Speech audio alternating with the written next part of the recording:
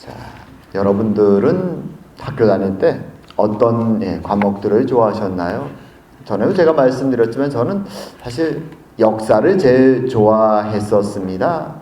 그래서 한때는 커서 역사학자가 돼야지 라고 생각했던 적도 있죠.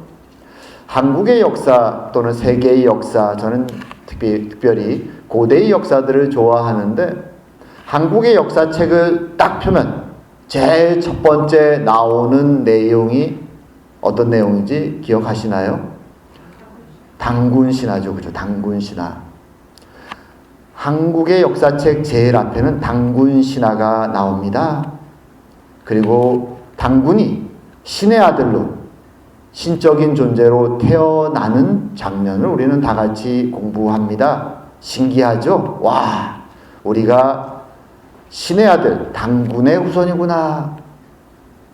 그런데 이런 고조선의 역사만이 아니라 고대에 있는 우리 고조선 이후의 나라들, 삼국시대로 찾아가고 가야를 가면 고구려의 시조가 누굽니까? 주몽이죠. 주몽이 어떻게 태어납니까? 그도 신의 아들로 태어납니다. 신라로 가면 3명의 인물이 건국의 조상으로 등장합니다. 박혁거세, 김알지, 그리고 석탈해.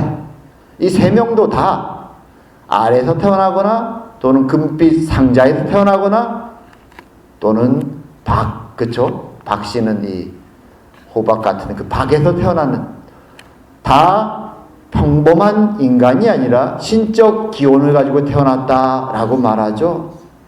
그리고 가야에 가면 김수로왕이 또 등장하죠. 알에서 태어난.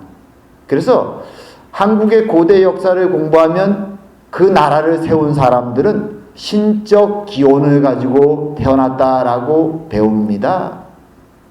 그리고 단순히 우리 한국의 고대사만이 아니라 그리스 로마 신화에 가도 신의 아들로 태어나는 많은 영웅들이 있습니다.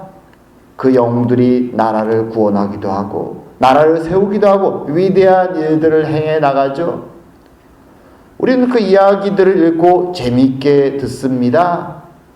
그리고 그 시대가 기원전, 한국 역사 같은 경우는 오래되면 기원전 20세기, 또 기원전 1세기, 그리고 고대 그리스 로마의 신화들도 그 기원전 한 6, 7세기 이런 정도의 배경을 가지고 있습니다. 그리고 오늘 우리가 읽은 이 본문의 말씀도 기원전 7세기에 시작된, 기록된 내용입니다. 비슷한 시대적 배경이죠. 지금으로부터 2000년, 3000년 전 훨씬 옛날 이야기입니다. 그런데 신기한 것은 오늘날 그 누구도 우리 고대사에 등장하는 당군이나 주몽이나 신라의 새 조상들이나 김수로왕 같은 사람들의 그 전설적인 신적 기원을 사실이라고 믿지 않습니다. 마찬가지로 그리스 로마의 신화에 나오는 그 많은 신의 아들들로 등장하는 영웅들의 이야기가 사실이라고 믿지도 않습니다. 그런데 단순히 문자적인 의미만으로 본다면 오늘 본문의 메시아의 탄생의 이야기도 그와 유사하게 보일 수 있습니다. 아, 신의 아들이 태어나는구나. 그가 구원자가 되고 영웅이 되는구나. 메시아의 내용도 비슷하게 보여질 수 있습니다. 하지만 오늘날 무수히 많은 신앙인들이, 아니 역사 속에서 이 메시지를 처음 받았던 이스라엘 사람들이나, 그리고 지난 2000년이 넘는 많은 세월 속에 이 이야기를 들었던 많은 신앙인들, 그 누구도 이 이야기를 우리가 지금 한국 고대 조상들의 이야기, 전설이나 또는 그리스 로마의 신화 영웅들의 이야기처럼 그렇게 거짓된, 날조된 이야기라고 바라보지 않는다는 거죠. 그저 텍스트만 놓고 본다면 비슷한 이야기처럼 보여질 수 있지만 우리 신앙의 조상들은 이 이야기를 믿고 소망을 가지고 심지어 순교의 길을 걸어갔습니다. 도대체 어떤 차이 때문에? 그저 문자적으로 본다면 비슷한 영웅과 구원자의 이야기일 수 있는데 전혀 다른 믿음과 자세로 이 이야기를 대하는 것일까요?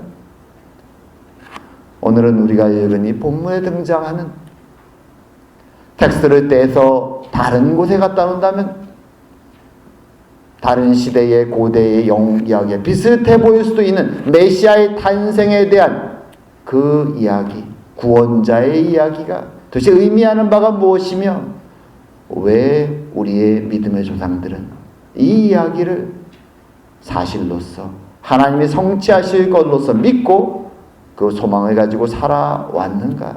도대체 무슨 차이가 있었던 것일까? 그 믿음의 근거는 무엇인가? 한번 생각해보는 시간을 갖기 원합니다. 자, 오늘 본문 6절에 보면 이렇게 시작하죠. 이는 한 아기가 우리에게 낳고. 자, 우리가 지난 2시간에 걸쳐서 메시아가 이룩할 구원이 무엇인가에 대해서 배웠습니다. 구원의 소망이 무엇인가? 우리는 어둠과 절망 속에 살아간다.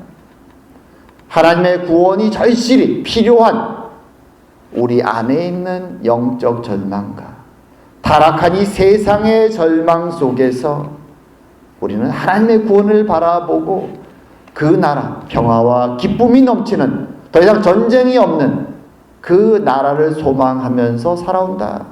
그리고 그 소망을 성취할 사람이 누군가? 그 구원자가 누구인가? 그 이야기가 오늘 보면 6절과 7절에 등장하는 것입니다. 오늘 본문은 그 이야기를 한 아기가 우리에게 낳았다라고 말합니다. 마치 몇 장 앞에서 우리가 보았던 한 아기 임마누엘의 탄생과 유사하게 오늘 본문의 이야기가 진행됩니다. 하지만 훨씬 더 구체적으로 이 아기에 대해서 말하죠. 아마 이 예언을 처음 들었던 이스라엘 사람들도 깜짝 놀랄 만한 구체적인 이야기들이 적혀 있습니다. 자, 이 아기는 어떤 아기인가? 아들이라고 말하죠. 한 아들을 우리에게 주신 바 되었는데 그의 어깨에는 정사를 메었고, 정사라는 것은 통치권을 의미합니다. 왕으로서의 통치권, 한 나라의 지도자로서의 통치권, 어깨에 메었다. 그것이 그에게 주어졌다라는 것을 말하죠. 자, 이제 메시아가 말하자면 한 아기가 이 땅에 태어났다라고 말하면 이 이야기를 들 때 이스라엘 사람들은 당연하지라고 생각합니다. 이스라엘 사람들은 항상 위기에 처할 때 하나님이 약속하신 다윗의 혈통을 이은 다윗 왕같이 용맹스러운 메시아, 기름 부은 왕을 기대합니다. 그래서 그 아기가 태어난다는 이야기를 들을 때 별로 당황하지 않습니다. 그래, 우리가 어려운 이 상황 속에서 하나님이 구원자를 주시나 보다. 비록 현실은 아수르라는 너무나 강대한 나라가 이미 북이스라엘을 쓸어버리고 남유다도 곧 쓸어버릴 것 같은 우리의 능력으로는 이길 수 없지만 그래도 이제 구원자를 약속해 주시는구나. 어떤 소망을 갖습니다.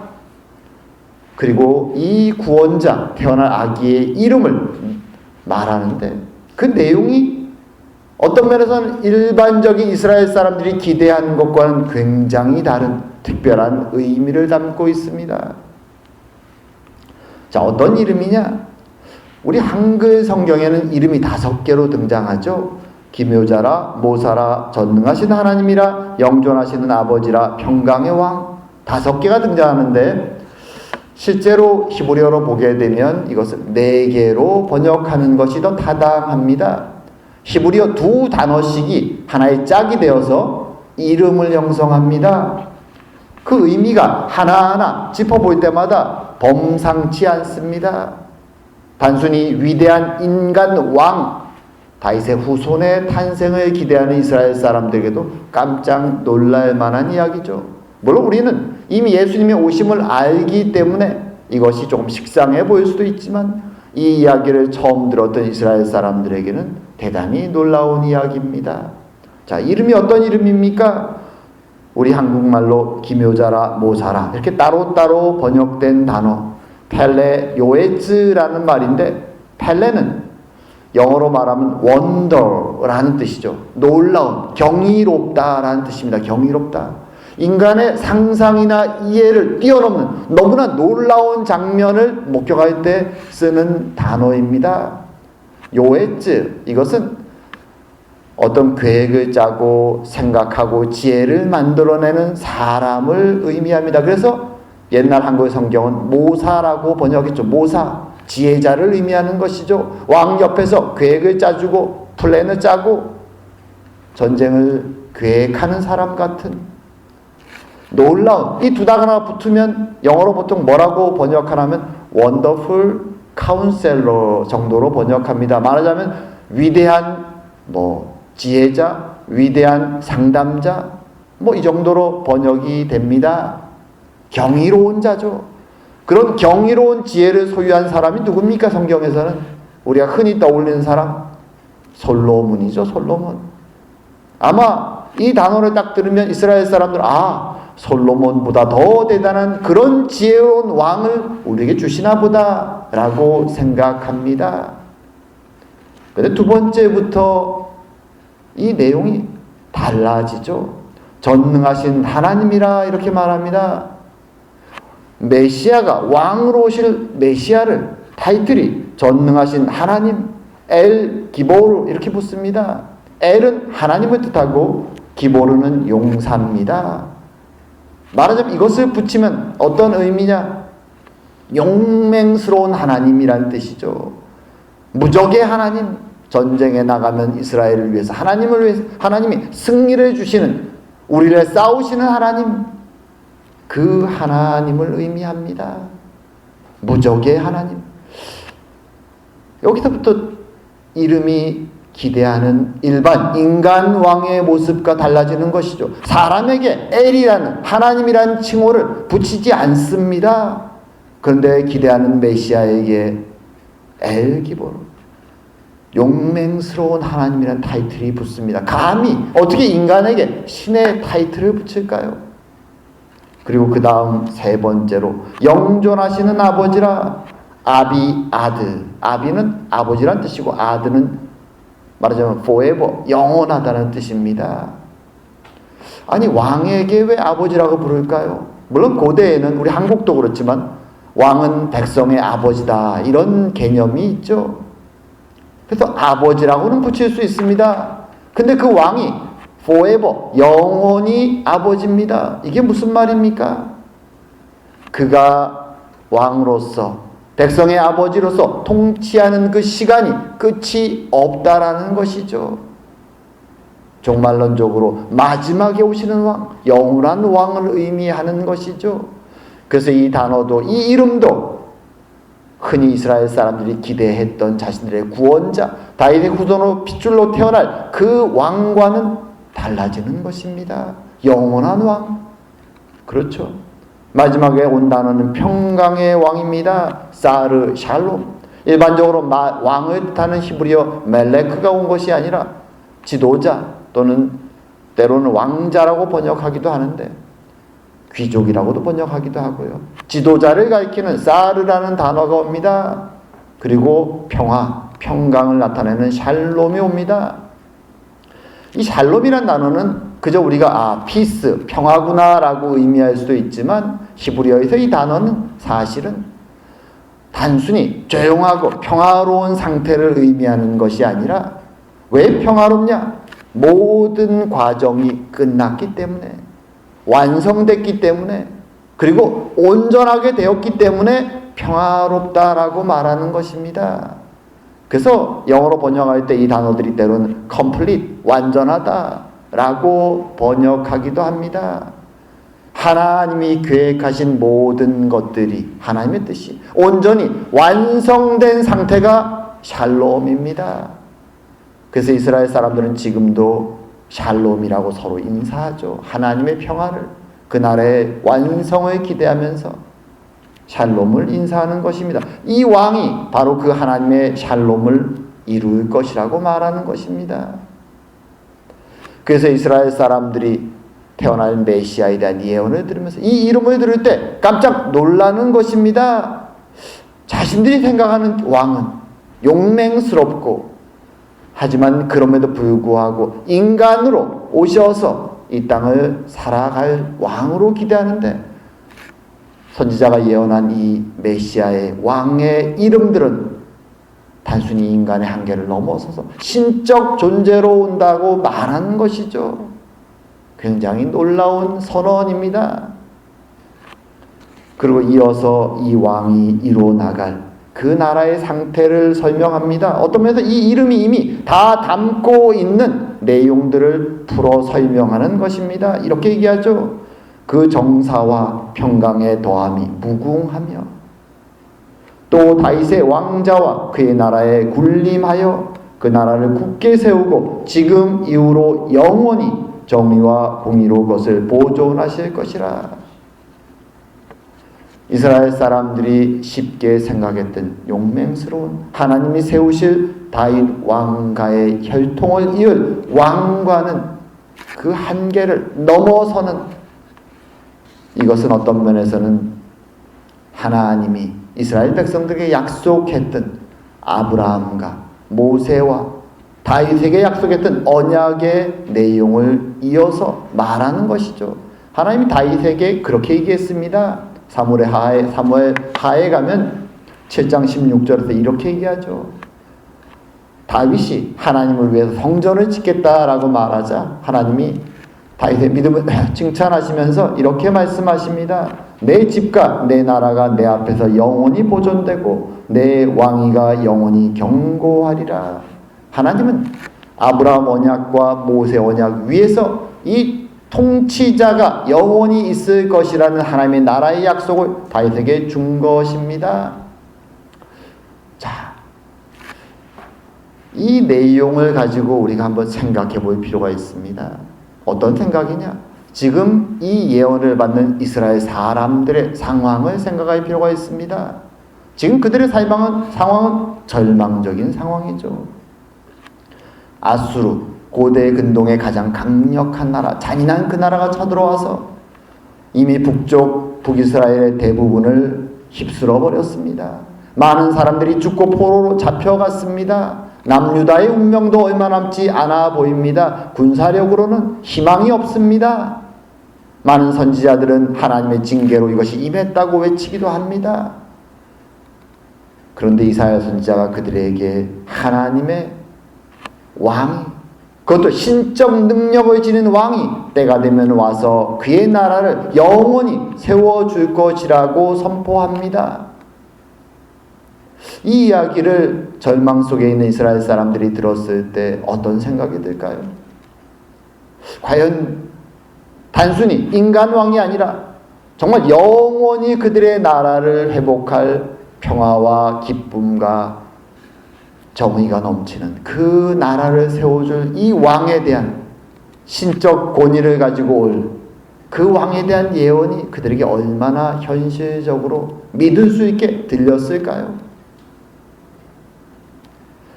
어떤 면에서 내용으로 본다면 우리가 신화에나 등장할 만한 그런 왕의 이야기를, 예언을 들려주는데, 어떻게 고대 이스라엘 사람들은, 그리고 많은 믿음의 조상들은, 그쵸, 문자적으로만 본다면 우리가 불신하고 믿지 않는 그 신화에 등장하는 이야기와 별반 달라 보이지 않는 이야기를 듣고 믿고 소망하며 신앙의 길을, 죽음의 길을 걸어갈 수 있었을까요? 마지막에 선지자는 자신의 모든 메시지를 마치면서 가장 자신 있는 목소리로 이렇게 말합니다. 만군의 여호와의 열심히 이를 이루시리라. 선지자가 자신이 앞에 있는 사람들, 절망 속에 낙담하고 있는 사람들에게 잘 믿겨지지 않는 신적 메시아의 외침을, 그의 영원한 나라의 외침을 자신 있게 외치면서 그들에게 마음속에 두드리는 것이죠. 만군의 여호와의 열심히 이를 이루시리라. 자신 있게 말합니다. 너희들 알지 않느냐? 하나님의 열심히 이를 이루시리라. 하나님의 열심히 무엇입니까? 이 말을 들을 때 이스라엘 사람들의 마음속에, 그래, 우리 하나님의 열심, 함께 공감하고 소망하고 믿음을 가질 수 있는 그 하나님의 열심이라는 것이 과연 무엇일까요?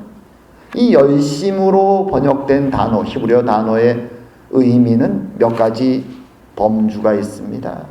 이것이 때로는 질투라는 의미로 사용되기도 합니다. 너무 사랑하는데 그가 자신의 앞에서 다른 사람에 대한 감정을 드러낼 때 질투하는 열정, 그런 단어로도 쓰이고 때로는 그 질투를 넘어서 분노할 때도 이 단어가 쓰입니다. 그래서 단순히 열심이 아니라 열정과 분노와 질투의 의미까지 담겨져 있는 단어가 이 단어죠. 이 단어를 하나님께 사용될 때 하나님의 열심이라고 선지자가 외칠 때 이스라엘 사람들의 마음에는 두근거림이 있고 그 믿음이 확신으로 바뀌고 소망으로 바뀔 수 있는 근거가 있는 것이죠. 이 하나님의 열심이 바로 우리가 단순히 고대에 나오는 신화나 전설과 하나님의 메시아에 대한 이야기를 전혀 다른 것으로 분리하는 이유가 되는 것입니다. 선지자는 그의 듣고 있는 이스라엘 백성들에게 묻고 있는 것입니다. 너희들 알지 않느냐? 하나님의 열정을, 우리를 향한 하나님의 그 열심을 알지 않느냐? 이스라엘은 그 말을 들으면서 고개를 끄덕입니다. 어떤 차이점이 있을까요? 고대 전설에 등장하는, 한국의 설화에 등장하는 신들은 그저 이야기에 지나지 않습니다. 오늘날 우리와 감정적으로 어떤 교류도 없죠. 그저 고대에 등장한 우리의 조상들을 더 멋있게 만들기 위해서 그저 이용되는 이름일 뿐입니다. 당군을 낳고 주몽을 낳았다고 하는, 그리고 많은 영웅들을 낳았다고 하는 그 신들의 이름들은 그저 한 번 등장하고 맥락 없이 사라집니다. 고대 그리스 로마의 신화들에 등장하는 그 신들도 마찬가지입니다. 그들은 그저 이야기에 지나지 않습니다. 재밌는 이야기에 지나지 않죠. 하지만 이스라엘 사람들에게 하나님의 이름은, 하나님의 열심은 단순한 이야기가 아닙니다. 그들은 하나님이 자신들을 어떻게 부르셨고 자신들의 역사 속에서 그분이 어떤 열정과 때로는 질투하시고 분노하시며 지금까지 자신들과 함께 하였는지 그 임마누엘의 하나님의 역사를 알고 있습니다. 이스라엘의 역사는 하나님의 열심의 역사임을 그들은 알고 있습니다. 하나님은 죄로 하나님을 떠나서 멸망의 길을 걸어가던 이스라엘 사람들을 구원하시기 위해서, 그들을 통해서 세상을 구원하시기 위해서 아브라함을 찾아가셨습니다. 그에게 먼저 약속을 주셨고 가나안 땅, 약속의 땅으로 불러주셨죠. 아브라함은 믿음이 없어서 때로 연약해져서 하나님의 약속을 저버리고 자신의 길을 걸어가기도 합니다. 하지만 하나님은 그 열심을, 신실하심을 놓지 않죠. 그리고 그가 100세가 되고 그의 아내 사라가 90세가 되어서 인간의 소망으로는, 인간의 열심으로는 불가능할 때 아들 이삭을 주심으로써 하나님은 나는 이런 열심을 가지고 내 약속을 지킬 것이다 보여주셨죠. 그의 아들 이삭과 또 야곱과 요셉에게 대를 이어가면서 하나님은 그들의 연약함에도 불구하고 그들 앞에서 하나님이 얼마나 열심히 그의 약속을 지키시기에 노력하고 있는지 보여주십니다. 때로 아무 인간적인 소망이 없는 상황 속에서도 하나님은 역사하심을 그들에게 보여주셨죠. 그리고 하나님의 때가 아직 차지 않았기에 400년 동안 애굽에서 살게 하시고 하나님의 시간에 다시 그들을 하나님의 능력으로 출애굽시키고 구원시켜 주십니다. 약속의 땅 가나안으로 그들을 인도하셨고 그곳에 정착하게 승리를 주십니다. 하지만 우리가 아는 것처럼 이스라엘은 하나님의 은혜에도 불구하고 때때마다 가나안의 우상과 신들을 섬기고 하나님을 배신합니다. 질투의 하나님, 열심의 하나님은 분노하십니다. 질투하십니다. 책망하십니다. 하지만 결코 그의 백성을 버리지 아니하시죠. 하나님 그들을 돌이키시고 다시 하나님의 약속의 백성으로 인도해 가십니다. 이스라엘 백성은 그래서 하나님의 열심, 하나님의 질투, 하나님의 사랑이란 단어를 들을 때 고개를 떨구죠. 할 말이 없습니다. 하나님은 그저 멀리 있는 이야기에 등장하는 신이 아니라 자신들의 역사 속에 함께 지금까지 동행하신 임마누엘의 하나님이심을 알기에, 비록 자신들은 연약하고 부족하여서 타락하여서 하나님을 때때마다 버리고 부인하고 타락의 길을 갔지만 그럼에도 불구하고 결단코 자신들을 버리지 아니하시는 하나님의 열심을 알기에 그들은 이 예언의 메시지를 듣고 고개를 떨구며 끄떡이는 것입니다. 인간의 이성으로는 믿어줄 수 없는 내용이지만 부인할 수 없는 하나님의 열심이 자신들 앞에 있기에 그들은 이 소망을 마음에 간직하는 것입니다. 그리고 믿음으로 살아가는 것이죠. 이스라엘은 포로지에 가서도 그러기에 결단코 하나님의 이 메시지를 버리지 않습니다. 하나님이 누구신지 알기에, 하나님의 질투와 열심을, 사랑을 알기에, 그리고 그들은 역사 속에서 다시 하나님 손에 이끌려 이스라엘 땅에 돌아온 것입니다. 그리고 로마의 압제 속에서 살던 예수님 당시 그 시대까지도 이스라엘 사람들은 여전히 하나님의 열심을 믿고 살아갔던 것입니다.